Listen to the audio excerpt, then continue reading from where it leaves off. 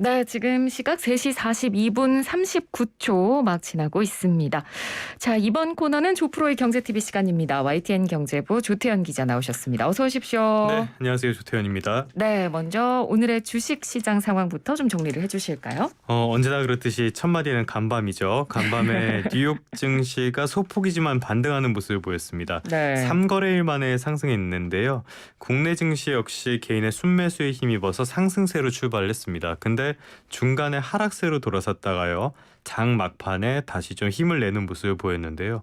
공교롭게도 이런 모습도 뉴욕 증시랑 좀 비슷한 모습을 보였습니다. 네. 그래서 코스피는 0.17% 오른 2700.39를 기록해서 2700선의 턱걸이를 했고요. 네. 수급 상황을 보면 오늘도 좀 비슷했어요. 외국인이 3거래일 연속 순매도를 했는데 또 기관도 소폭 순매도를 했습니다. 이거를 개인들이 순매수에 나서면서 지수 상승을 이끌었고요. 최근에 3거래일 동안 외국인의 순매도 금액을 보면 한 1조 8천억 원가량이 되는데 네. 이 지금 긴축 우려도 있고 환율도 올랐고 국채 금리도 오르고 이렇다 보니까 외국인 자금을 주식시장에 잡아두기가 좀 어려운 상황이 아닌가 싶습니다. 네네. 코스닥은 조금 더 올라서 0.73% 올랐는데요. 오늘 특징주 그러니까 좀 눈에 띄는 종목을 꼽자면은 삼성전자와 LG전자를 꼽을 수 있겠습니다. 예. 어제도 소식을 전해드렸는데 나란히 지난 분기에 역대 최대 실적을 달성했다고 말씀을 드렸잖아요. 네. 근데 오늘 주식시장을 보니까 희비가 엇갈렸더라고요. 삼성전자는 계속 좀 오락가락하다가 결국에는 하락해서 또 52주 신저가를 새로 썼습니다. 반면에 LG전자는 호실적을 얻고 6%가 넘게 올랐는데요. 이 주가에서 희비가 엇갈린 셈입니다. 삼성전자 주식을 가진 분들이 상당히 많을 텐데 답답하신 분들이 적지 않을 것 같아요. 예. 화도 나실 것 같고요. 네. 근데 기업의 가치를 좀 생각해 볼 필요는 있겠습니다.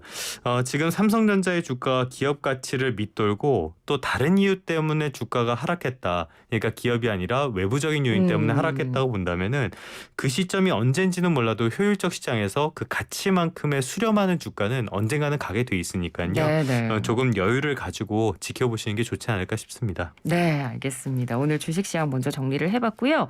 자, 다음 소식은 경상수지 관련된 이야기입니다. 지난 2월 경상수지가 부진한 모습을 보였다고요. 경상수지에 대해서 먼저 말씀을 드리면 많이 들어보시긴 했을 텐데 좀 익숙하면서도 안 익숙한 듯 그런 단어잖아요. 네. 이게 국가 사이의 거래에서 받은 외화와 지급한 외화의 차이를 말하는데요. 상품이나 서비스 같은 게 포함됩니다. 쉽게 말씀드리면은 우리 경제의 교역 성적표다 이렇게 보시면 되겠습니다. 지난 2019년에 국내 경상수지가 한때 적자를 기록하기도 하면서 상당히 좀 부진한 모습을 보였는데요. 네. 당시에 좀 기억에 남는 게 친정부 성향을 가진 한 교수님이 계셨는데 네. 그분께 여쭤보니까 경상수지 흑자가 지나치게 크다는 거는 해외에서 소비를 주로 하고 국내 소비는 위축됐다는 뜻이라서 국내 소비가 수출이 감소하는 상황에서 떠받쳐졌다. 그래서 꼭 나쁜 건 아니다 이렇게 말씀을 하셨는데요. 네네. 사실 우리처럼 대외 교육 의존도가 큰 경제에서는 이 얘기가 조금 그렇게 적합한 얘기는 아닌 것 같습니다. 네. 그래서 말씀드리면은 이 경상수지를 대외 건전성의 대표적인 지표라고 이야기를 하는 경우가 많은데요. 물론 경상수지 흑자가 너무 과도하게 쌓였다. 그러면 무역 마찰 가능성 같은 우려도 있으니까 무작정 좋은 건 아니지만 그래도 좀 안정적으로 관리할 필요는 확실히 있는 건 사실입니다. 예.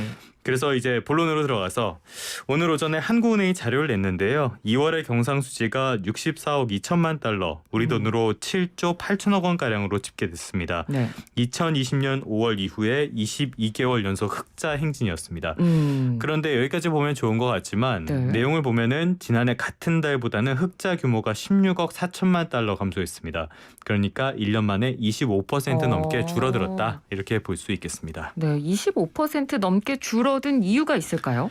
그렇죠. 뭐 최근에 무역 수지가 적자다 이런 소식들 조금씩 접해 보셨을 텐데요. 무역 수지는 상품의 수출과 수입의 차이를 나타냅니다. 네. 이거는 관세청에서 집계해서 발표하는데요.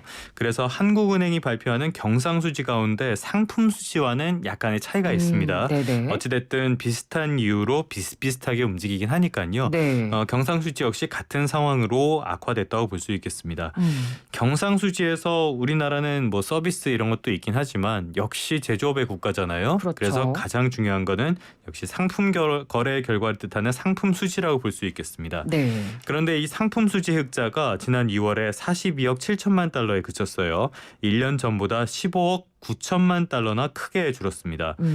자, 여기 원인을 좀 살펴보면은 수출은 역시 좋았어요. 계속 호조세가 이어지고 있는데요. 네. 석유 제품도 잘 팔리고 반도체야 뭐 항상 잘 팔리고 있으니까요. 네네. 수출이 19.1% 상당히 좀 크게 늘었습니다. 예. 그런데 왜 나빠졌냐? 수입이 더 많이 늘었어요. 수입이 25.9% 늘었습니다. 네. 수출이 늘었지만 수입이 더 크게 늘어나니까 상품 수지가 나빠질 수밖에 없었겠죠. 예. 가장 큰 영향을 미친 거는 뭘까요? 원자재겠죠. 네, 예. 원자재 가격 뭐 급등했다는 이야기는 계속해서 나오고 그렇죠. 있죠. 뭐 네. 이 시간에도 거의 뭐 매일 전해드리는 것 같은데요. 맞습니다. 원자재 수입액이 36.7%나 급등했습니다. 그 세부 항목을 보면은 석탄이 171%가 넘게 올랐고요. 석유 제품이 67%, 원유가 63% 어마어마하게 늘었습니다. 그래서 2월에 에너지류 수입액이 1년 전보다 55.4% 아주 크게 증가했습니다. 아무래도 국내 경제는 해외 의존도가 큰데요. 특히 유가 같은 것들 우리는 원유를 100% 수입해서 쓰니까요. 네. 당연히 악재가 될 수밖에 없겠습니다. 이 유가가 계속 치솟으면서 경상수지가 적자로 돌아서는 거 아니냐 이런 우려도 나오고 있는데요. 오늘 오전에 한국은행에서 설명회를 했는데 일단은 유가가 비쌌던 때도 경상수지 흑자를 달성했던 경우가 많아서 상황을 조금 더 지켜봐야지 알 수 있다 이렇게 설명을 했고요. 네. 상품 수지 외에 서비스 수지는 5억 7천만 달러 흑자를 기록했습니다. 흑자 규모가 커졌는데요. 최근에 해외 여행이 조금씩 늘면서 여행 수지의 적자 규모는 커졌는데 해운 운송 잘 된다 이런 소식 많이 들어보셨잖아요. 네네. 그래서 운송 수지 흑자 규모가 아주 크게 늘었습니다. 그러면서 서비스 수지 흑자 규모도 확대가 됐고요. 조금 더 상황을 지켜봐야지 추세를 알 수 있겠지만은 확실한 거는 국내 경제를 둘러싼 환경이 위태위태해 보인다. 이 부분만은 좀 확실해 보입니다. 네, 알겠습니다. 경상수지 이야기를 저희가 좀 해봤고, 자 이제 다음 주제는 우리나라에서 상위 1%의 기준이 나왔다고 하는데요. 이건 어떤 내용인가요? 그 앞서서 말씀드린 경상수지 내용은 사실 경제적으로는 되게 중요한데 별로 별로 와닿지도 와닿진 않고 별로 재미도 없는 그런 내용인데요. 네. 이번 내용은 그래서 상대적으로 좀 이해하기도 쉽고 재미있는 내용으로 준비를 해봤습니다. 네. 시중에 있는 한 증권사가 통계청 자료를 분석한 결과인데 국내 가구의 순자산 동향을 분석했습니다. 순자산이 뭐냐? 자산에서 부채를 뺀 금액을 말합니다. 네. 지난해 순자산 상위 1%의 가구의 기준선 29억 2천만 원으로 집계됐습니다. 그러니까 이 정도 자산이 있으면 나도 상위 1%다 이렇게 얘기할 수 있는데 네. 저는 해당되지 않습니다. 저도 당연히 해당이 안 되는 것 같아요. 네. 1년 전에는 26억 1천만 원이었는데 네. 이때보다 11.9% 상당히 좀 크게 오른 수준이에요. 1년 만에 왜 이렇게 급격하게 올랐냐? 역시 부동산이었겠죠. 네. 자산 구성을 보면 알 수 있는데요. 금융자산이 17.8%였고 나머지 82.2%가 실물자산, 그러니까 부동산 같은 것이었습니다. 이들이 사는 주택의 평균 가격을 보니까 15억 6천만 원이었고요. 72%는 수도권에 사는 것으로 나타났습니다. 네. 지역의 쏠림 현상이 좀 있었다는 거고요. 네네. 순자산 상위 1% 가구의 이 평균 순자산이 46억 원이었습니다. 부채 비율 역시 전체 가구 평균의 한 절반 수준. 그러니까 부채는 별로 없고 자산은 상당히 많았다 이렇게 볼 수 있겠는데요. 네. 가구주의 평균 연령을 보면은 63살이 조금 넘었어요. 50대 이상이 90%를 넘게 차지했는데요. 그러니까 상위 1% 부자가 되려면은 한 50대 이상은 돼야지 상황을 좀 바라볼 수 있는 거 아니냐. 전 얼마 안 남았네요. 네. 그래도 그런 뜻인데 될 것 같고요. 네. 조금 더 기준을 높여서 순자산 상위 0.1% 그리고 0.5%를 보면은 기준선이 각각 76억 8천만 원, 38억 7,800만 원이었고요. 그래도 상위 10%에 들려면은 9억 원가량은 돼야 하는 것으로 나타났습니다. 이런 기준 발표는 왜 하는 건가요? 씁쓸하게 하려고? 일단은 증권사 같은 경우에는 뭐 영업 측면에서 쓰인 부분들이 많을 네. 것이고요. 또 사회에 이제 어떻게 흘러가는지 이런 것들을 좀 집계할 필요도 있으니까 나온 것으로 보이는데요. 이런 거 나올 때마다 좀 뭐 씁쓸한 부분들도 있고 네. 자신과 해당이 안 돼서 그런 부분들도 많을 것 같습니다. 저도 그렇고요. 네, 그냥 참고 자료용으로만 알아주시면 되겠습니다. 너무 이렇게 비교하시면 또 내 마음만 아파질 수 그렇죠. 일하기 있으니까요. 싫어지죠. 네. 네. 자, 마지막으로 오늘 조프로의 경제팁 전해주시죠. 앞서서 상위 1%의 이 씁쓸한 순자산 소식을 전해드렸는데요.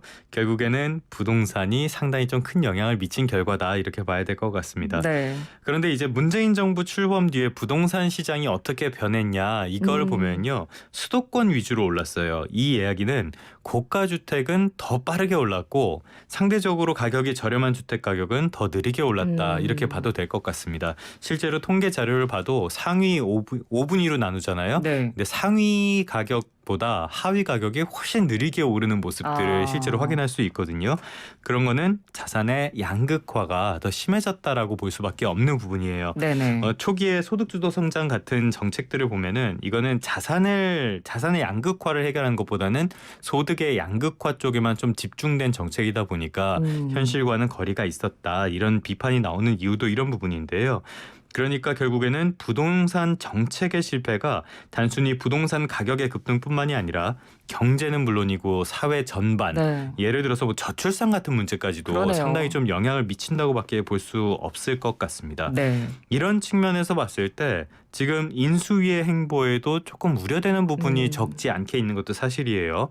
문재인 정부의 부동산 정책을 보면은 실제로 어떤 분을 만나서 좀 이야기를 해봤는데 차라리 안 하니만 못한 정책들이었다. 이렇게 말씀하시는 분들이 상당히 많더라고요. 네네. 안 했으면은 이렇게까지 시장이 망가지지 않았을 거다. 이렇게까지 평가할 정도로 문제가 많았던 건 사실인데요. 만약에 반대 방향으로도 너무 급하게 움직인다면은 당연히 부작용이 생길 수밖에 없겠죠. 예. 그래서 한 말씀 드리면은 운전할 때도 급회전하면은 사고가 난다라고 말씀을 드리겠습니다. 네, 알겠습니다. 오늘 말씀 잘 들었습니다. 고맙습니다. 네, 고맙습니다. 네, YTN 경제부 조태현 기자였습니다.